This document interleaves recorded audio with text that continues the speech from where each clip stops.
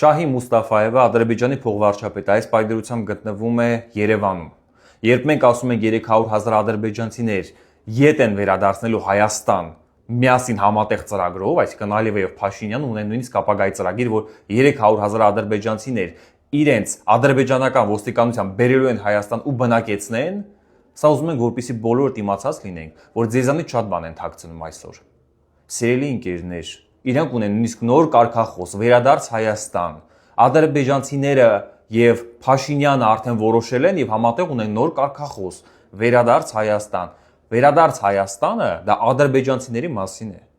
Շատ լավ հասկանալով, որ եթե նրանք եկան, այնինչ արել են Արցախում անելու են այստեղ։ Բոլորի տներից անելու են ու տները վերցնեն իրենց։ Եթե Ալիևը այդպես որոշի, Փաշինյանը չի կարող այդպես չանել։ Նա այդքան քաղաքական կամք չունի իրականում։ Ընտրությունները պատմական են լինելու, հիշեք, ընտրելով Փաշինյանին դու ընտրում ես Ալիևին, ընտրում ես Հայաստանը թրքացման տանելու ճանապարհը։